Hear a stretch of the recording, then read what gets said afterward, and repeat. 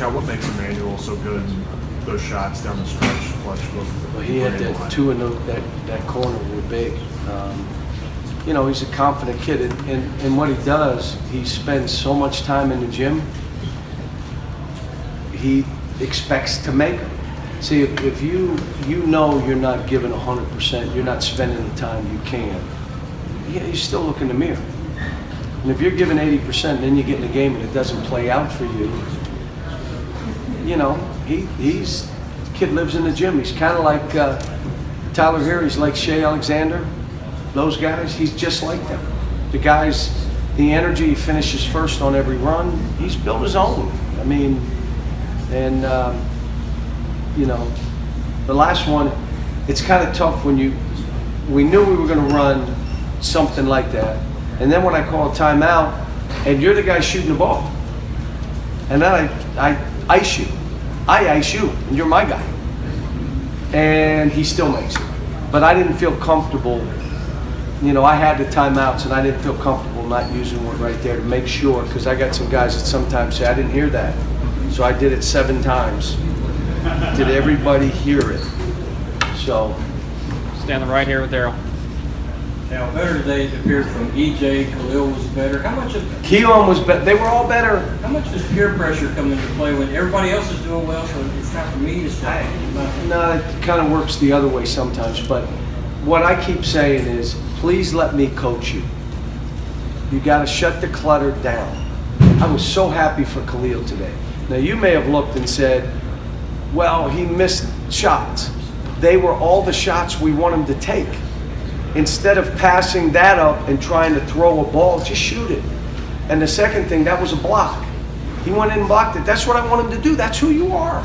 Go for balls. Now, again, I was trying to win the game, so I can't experiment. The game was too close. And those 3 guards deserve to play. Tyrese is still learning. He still makes high school plays. Drives baseline, throws a bounce pass to Nick. 7 foot, head on the square, you throw a bounce pass so the other guards can go in there and grab it. Well, he was open. Oh my gosh, stop, sit, you're all right. I wasn't happy with Ashton. See, I think Ashton's the best point guard in the country. I think we have 3 point guards, by the way. But I think and the reason is, he is a tough defender, pick and roll defense, he'll rebound, he can get in the lane, he has a good twitch, which means if someone's open late, he'll find you. He's shooting the ball better. But I didn't think he brought it to the level. Now, I made him this morning. Normally we don't shoot around. I made him shoot around this morning because there was a gut feeling like, if he ain't ready, I see Evansville all over. He didn't play that game. We're not. So I'm on him, and he's 15, 9, and 9. He's almost a triple-double. And I said, that's how much I think of you. You're a triple-double, and I'm saying you're better. You're still undisciplined, both offensively and defensively. You make 4 or 5 plays a half that hurt our team, and only because of discipline. But, he's getting better. Believe me, Nick, a double-double. We didn't go to them. They scored 44 in the post. We scored 20, but many of them were offensive rebounds. They just crashed and got it. And the second thing was when they drove, for some reason I had 3 guys go at the ball. The guy guarded him and 2 others were leaving. I'm like, why are you all going that way? And they were dropping it off to a guy under the basket. So it wasn't really they posted it up and scored. It was on that, or it was on an offensive rebound. Or left side, Gary.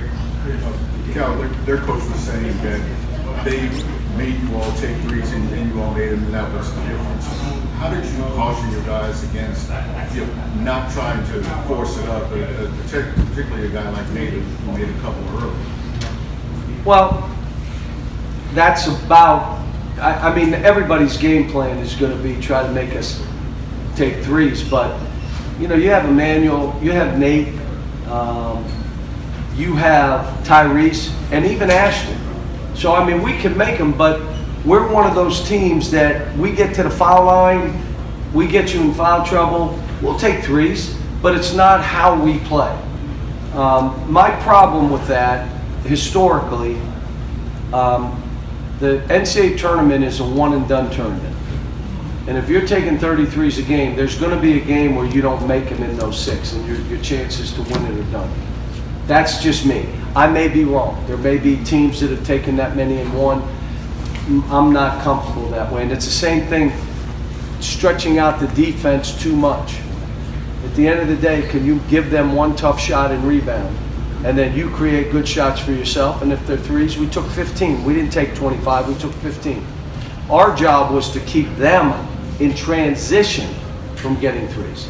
And when they got them, they made it. That was the whole thing for us. But I told Nate after the game, no one, I said, do we play you again? He says, no. I said, thank goodness. I said, there's no one that wants to play Alabama right now. They're taking 30-some threes. They're making shots from 4 different positions. They're driving the ball. And, you know, when you have Herbert Jones doing what he does, I told him after the game, the way you play and your energy and your effort, that is a skill. That's a skill. And the way he did it, look, we're done. If we have to play him again, it'll be in the tournament, and I will dread that if we have to. Michael, second row. Cal, go back to talking about the easy shots that Alabama was having. Is it because the team's out of position, or is it because of something else completely different? And how do you change that defensively for the rest of the season? Well, they had 3 back cuts. John Petty got one. One was on Ashton. One was on Emmanuel. One was on Khalil, but he blocked it. Then they had offensive rebounds. And then they had where we sent 3 guys to the ball. That's just an error on our part. Again, you're saying all these open shots, they shot 36% for the game. But they did shoot 19% from the 3.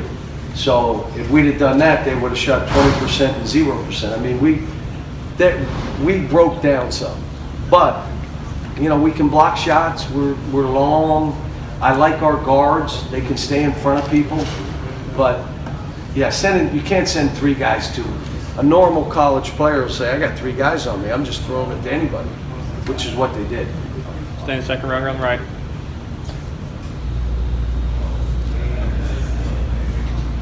Coach, you did seem to do a good defensive job on Kyrie. He really gets it quick.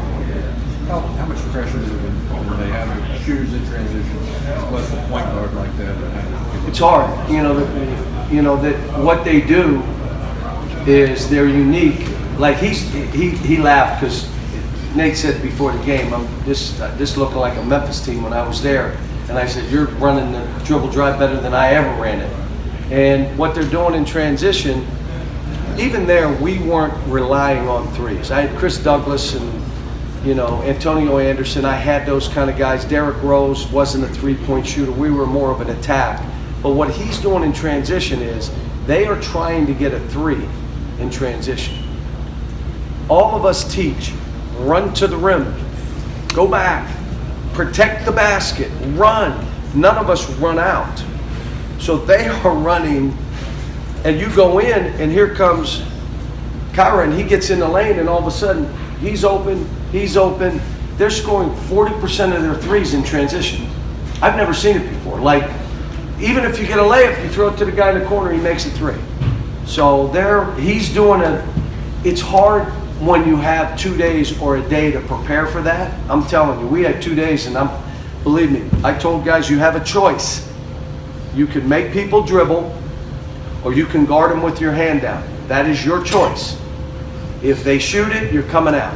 That's your choice, not my choice. You make them bounce it. They have to dribble.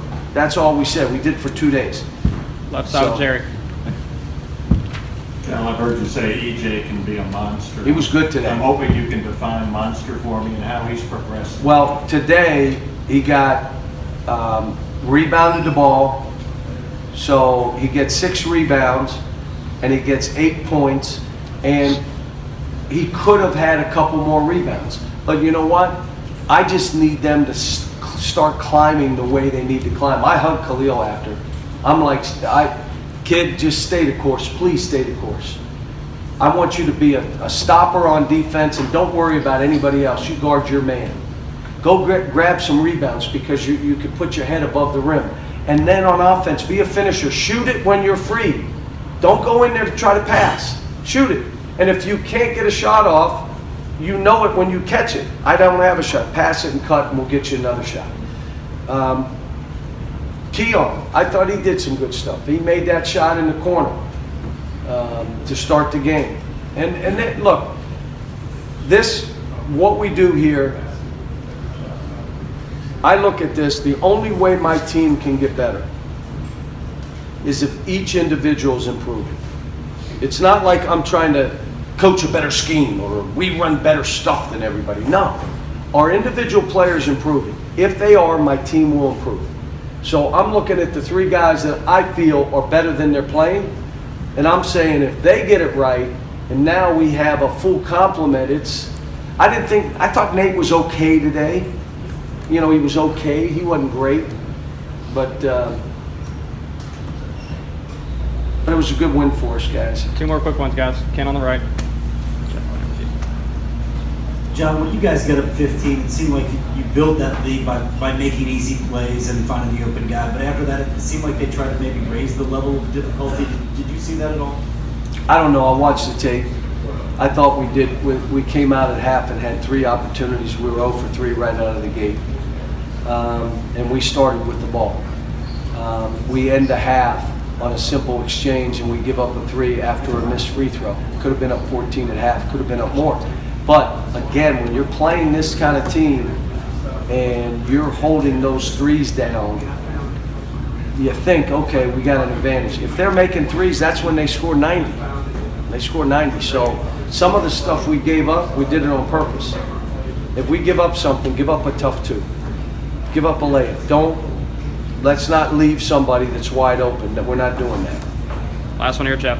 Cal, about a minute and a half to go. I think you're up 3. Nick comes up with the offensive board. On the other end of the floor, he gets the contest and the defensive board. Can you talk about that sequence a little bit? And is that part of his continued growth? Yeah. And how about we went pick and roll with him and threw him the ball and let him shoot jumpers? I don't know if you saw, I don't know how much time was on the clock. I ran an out of bounds play for him to shoot a jumper in that far corner away from us. He was wide open. He missed it, but I'm feeling comfortable he can do that. But his rebounding, his ability to make a difference in the game, again, he's another one that has built his own confidence. He's finally getting in good shape. He's not in great shape because he tires out, but he's in good shape compared to where he could go 2 minutes and then he was done. Couldn't catch a ball, couldn't get a rebound, couldn't fight. He's now in the kind of shape that he can sustain it. And that's where, again, I would say EJ and even Khalil and Keon, get in the greatest shape of your life. I mean, do all the running.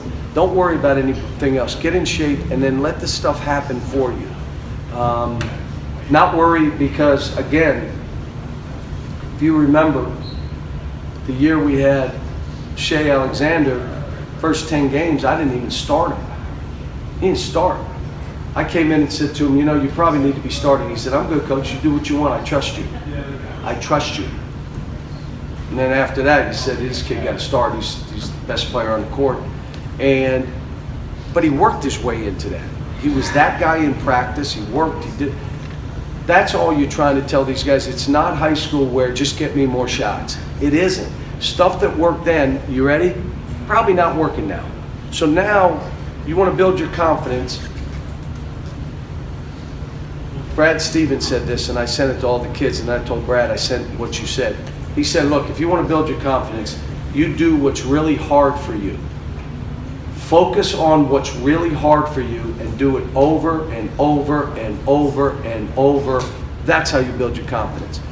The other way is, well, this worked in high school, so instead of doing what's really hard, I'm going to do this. And then it doesn't work for our team, and it's all a process. Some kids get it pretty fast, some kids don't. I'm telling you, I believe in every one of these kids. I wouldn't have recruited them here. But I'll tell you, it's really hard here. And like that shot Emmanuel made, how about the free throws we got to make? How about every game we play is someone's Super Bowl? How about we walk in this building and if we don't win by 20, they're calling Doc and saying, hey, we need another basketball coach. The game's got by this guy. He's not winning by 20 anymore. I mean, that's what this is 4 million coaches in the state. 4 million. Is there more than 4 million people in the state? A little over 4. Okay, so there's a little over 4 million coaches in the state. But this is what this is. But I told each of them, you know what? You decided to come here and you knew this would be this way. So deal with it. I can't do it for you. I can't play for you. I can't build your confidence. I can give you opportunities, but here's my big thing. You have choices to make. If you choose to play like you did in high school, you're not going to play much. If you choose to play the way the team needs you, you stay on the court. But it's your choice. You break it off and I'm going to do this and I just decided, that's a choice you make. And so, like I said, we had 2 good days of practice. They get 2 days off now. They got today off and they got tomorrow off. So they get 2 days. Then we come back and go at it. All right, thanks, Coach.